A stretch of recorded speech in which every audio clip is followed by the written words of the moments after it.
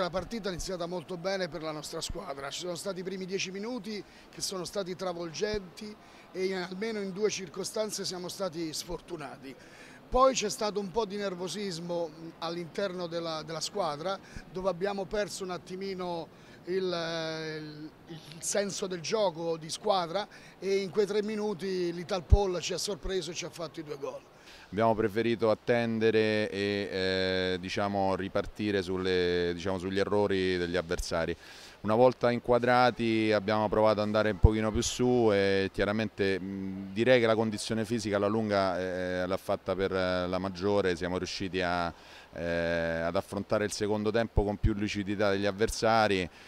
Siamo stati bravi sulla situazione di quinto fallo per loro a non cadere nell'errore di fare il fallo.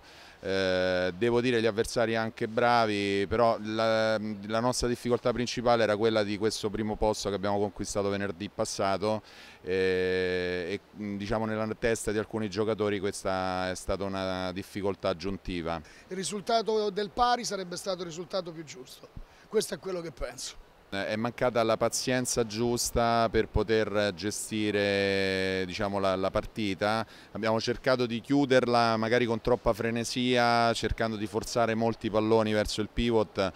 E chiaramente questo poi ha comportato che perdevamo più spesso palla e poi c'è stata la situazione, se non erro, del calcio di rigore e chiaramente poi sono rientrati in partita. Vabbè, ci può stare, siamo però contenti, ecco.